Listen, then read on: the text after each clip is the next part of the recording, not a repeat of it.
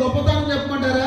వీడు ఎవడు చెప్పునేయండు, ఎదురు తిరుగుతూ ఉంటాడు, ప్రతిదానికి ఎదురు మాటలు మాట్లాడుతూ ఉంటాడు, ప్రతిదానికి ఎదురు సమాధానం చెప్తూ ఉంటాడు. ఇది ఏ విశ్వాసం అంటే భ్రష్టమైన విశ్వాసం. చెప్పిన దానికి లోపడడు, చెప్పిన దాన్ని వినడు, చెప్పిన దాని ప్రకారంగా చేయడు. ఏదైనా చెప్పేవాడు ఏం చేస్తాడు? ఎదురెట్టు కొంతమంది ఎదురు మాట్లాడుతూ ఉంటారు. ఇది ఏ విశ్వాసం అని అంటే భ్రష్టమైన విశ్వాసం కలిగిన వాడు లోబడే మనసు వాడికి రాదు. లోబడే మనసు వాడికి రాదు. దేవుడంటే భయం వాడికి ఉండదు, దేవుడంటే భక్తి వాడికి ఉండదు, దేవుడంటే భక్తి కలిగి వాడు జీవించడు. వీడు ఎంతసేపు ఎలా ఉంటాడో తెలుసా? ఏమన్నా సరే ఎదురు తిరిగాదని అనుకుంటాడు. అక్కడ అంతేనంట, ఎన్నే ఎప్పుడే అనే వారు కూడా ఏం చేస్తారంట? మోషే గారికి ఎదురు తిరిగారంటండి. వీరు ఎదురు తిరుగుతున్నారు అంటే వీరు భ్రష్టులై సత్యమును వీరు వినరు, సత్యము వీరికి నచ్చదు, సత్యబోధ వీరు వినరు, సత్య సంబంధాలుగా వీరు మారరు. ఎంతసేపు ఎలా ఉంటారు అంటే ఎవడి మీద తిరగబడిపోదామా, ఎవడి మీద గొడవెట్టేసుకుందామా, ఎవడి మీద తిరగబడిపోదామా అని ఆలోచన చేస్తూ ఉంటారంటే వీరు. అందుకే ఒక విషయం గుర్తుపెట్టుకోండి, మనము తిరగబడుతున్నాము అంటే అర్థం చెప్పన లోబడే మనసు మన దగ్గర లేదు అని. ఒక మాటకి ఎదురు తిరుగుతున్నావు అంటే అర్థం చెప్పన భ్రష్టు విశ్వాసంలో ఉన్నావే తప్ప విశ్వాసంలోనికి మనము రాలేదు అని. అందుకే మన విశ్వాసంలోనికి రావాలి, భ్రష్టు విశ్వాసం కాదండి. ఇక ఏ విశ్వాసం ఉందండి వీరికి? భ్రష్టు విశ్వాసం ఉందండి. కాబట్టి మీరు ఏం చేస్తున్నారు? వెదురు తిరుగుతున్నారంట, వెదురు మాట్లాడుతున్నారనంట, ఎదురు సమాధానం చెప్తున్నారనంట. ఎదురు సమాధానం చెప్పకూడదండి. ఎదురు సమాధానం చెప్పడం వల్ల ఏమవుతుందనంటే నష్టపోతాం. ఎదురు సమాధానం చెప్పడం వల్ల ఏమవుతుందంటే కుటుంబానికి నష్టం తెచ్చుకుంటామండి, మన జీవితాలకి నష్టం తెచ్చుకుంటామండి. ఏమిటి? మోషే గారికి ఎదురు తిరిగిన వారిని భూమి నెరతెరిసి మింగిందా లేదా? మోషే గారికి ఎదురు సమాధానం చెప్పిన వారికి ఏమైందనంటే భూమి నెరతెరిసి మింగేసిందనంట. ఉన్నా పాడిన భూములకు వెళ్ళిపోయారంట, భూముల వారిని కలిపేసుకున్నట్ట వారిని. కాబట్టి క్రైస్తవ జీవితం ఎలా ఉండాలి అంటే భ్రష్ట విశ్వాసం ఉండకూడదు, విశ్వాసమే ఉండాలి. ఏముండాలి? విశ్వాసమే ఉండాలి. మరో విశ్వాసం మీరు జ్ఞాపకం చేస్తాను చూడండి. 5వ విశ్వాసం కొలసీ రాసిన పత్రిక 2వ అధ్యాయం. కొలసీ రాసిన పత్రిక 2వ అధ్యాయము 5వ వచనం చదువుతామండి. కొలసీ రాసిన పత్రిక 2వ అధ్యాయము 5వ వచనం. నేను శరీర విషయంలో దూరముగా ఉన్నాను, ఆత్మ విషయంలో మీతో కూడా ఉండి మీ యోగ్యమైన ప్రవర్తనను క్రీస్తునందలి మీ స్థిర విశ్వాసమును చూసి నేను ఆనందించుచున్నాను అన్నాడండి. పౌలు గారు మాట్లాడితే ఏమన్నాడు అంటే శారీరకంగానే దూరంగా ఉన్నా. ఎవరికి? మీకు శారీరకంగా ఎక్కడున్నాను? దూరంగా ఉన్నాను. ఆత్మ విషయంలో మాత్రం నేను ఎక్కడున్నా? దగ్గరగానే ఉన్నాను అన్నాడండి. శరీర విషయంలో మీకు దూరంగా ఉన్నా, శరీర విషయంలో నేను దూరంగా ఉంటున్నా, ఆత్మ విషయంలో మాత్రం ఎక్కడున్నా? నేను దగ్గరగానే ఉన్నాను అన్నాడు. చూడండి, దగ్గరగా ఉన్నాను అన్నాడు. అయితే వాళ్ళ గురించి ఎవరు మాట్లాడుతున్నాడు? నేను మీకు దగ్గరగా లేకపోయినా, నేను మీకు దూరంగా ఉన్నా, ఆత్మ విషయంలో మీకు దగ్గరగా ఉన్నాను. కాబట్టి మీరు ఎలా ఉన్నారు అంటే యోగ్యమైన ప్రవర్తన.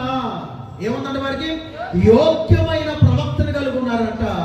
విశ్వాసములో స్థిరపడిపోయారంటే విశ్వాసం ఎలా ఉన్నారంటే వీరు స్థిరపడిపోయారంటే వీరు. అంటే మనం చూడండి, మనము దగ్గరుంటేనే భయపడతాం, మనం దగ్గర లేకపోతే భయపడమను. స్థిర విశ్వాసం అనేది ప్రాముఖ్యమైనదండి. స్థిర విశ్వాసము నేను పడిపోనివ్వదు, స్థిర విశ్వాసము లోకం వైపు చూడనివ్వదు, స్థిర విశ్వాసము లోకములో కలుసుకోనివ్వదు, స్థిర విశ్వాసము లోకము గురించి ఆలోచన చేయదు, స్థిర విశ్వాసము లోకంలో ఉండాలని ఆలోచన ఉండదు. స్థిర విశ్వాసము దేవుడిలో మరింత బలపడాలని స్థిరపడుతుందండి. అంటే దేవుడిలో మరింత మనం బలపరచుకోవడానికి ఆ విశ్వాసం మనకు తోడవుతుంది నిజంగా. అందుకే క్రైస్తవ జీవితంలో ఏ విశ్వాసం ఉండాలి అంటే స్థిర విశ్వాసం ఉండాలి. అది ఎన్ని ఇబ్బందులు వచ్చినా, ఎన్ని కష్టాలు వచ్చినా, ఎన్ని అవరోధాలు ఎదుర్కొంటున్నా, ఎన్ని నిందలు ఎదుర్కొంటున్నా ఈ విశ్వాసము తొలగిపోదు, ఈ విశ్వాసము పడిపోదు, ఈ విశ్వాసము బెదిరిపోదు, ఈ విశ్వాసం తడిసిపోదు. మరి ఈ విశ్వాసం ఎలా ఉంటుంది అంటే ఎలా ఉంటుందో తెలుసా? ఎలా ఉంటుంది ఈ విశ్వాసం? స్థిరంగా ఉంటుందంటే అండి. ఈరోజు స్థిరమైన విశ్వాసం ఎవరిలో ఉందండి?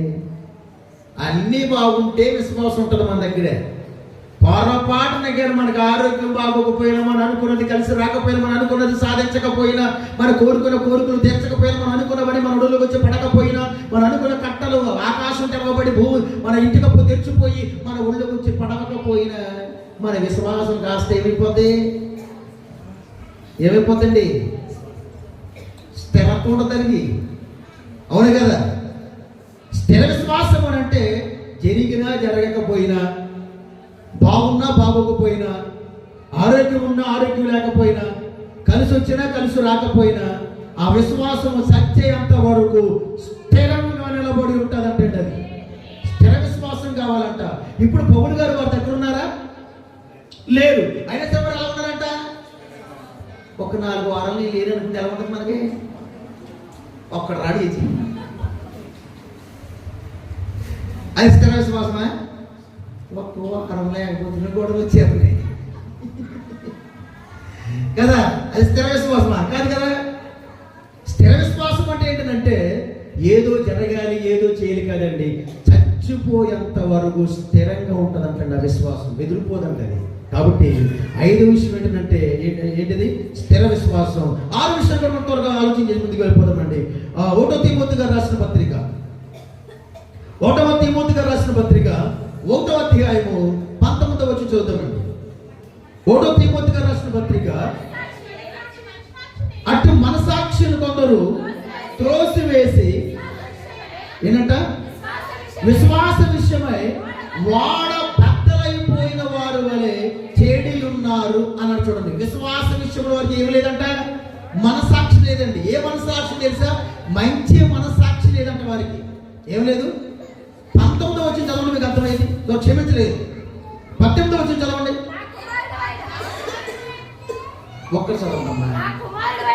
నా కుమారుడైన తీమోతు, నీవు విశ్వాసము ఈయనంట విశ్వాసములోను మంచి మనసాక్షములోను కలిగిన వాడవై. ఏంటి ఎలా ఉన్నాడంటే తీమోతు? ఎలా ఉన్నాడంట? మంచి విశ్వాసములోను మంచి మనసాక్షిలోను ఎలా ఉన్నాడు అంటే మంచి విశ్వాసి కలిగి ఉన్నాడంటే తీమోతు గారు. అందుకే ఆయన గురించి మాట్లాడుతూ ఉన్నాడు. కొందరు ఎలా ఉన్నారు తెలుసా? అట్టి మనసాక్షిలో పోరట వారు. మంచి మనసాక్షి వరకు వద్దంట, మంచి విశ్వాసం వరకు వద్దంట. కొంతమంది ఏమనుకున్నారంటే ఏంటంటే అట్టి మనసాక్షిని కొందరు త్రోసివేసి, ఏ మనసాక్షిని? మంచిగా బ్రతకడం వాడికి ఇష్టం ఉండదు, మంచిగా మాట్లాడడం వాడికి ఇష్టం ఉండదు, మంచిగా ప్రవర్తించడం వాడికి ఇష్టం ఉండదు, మంచిగా జీవించడం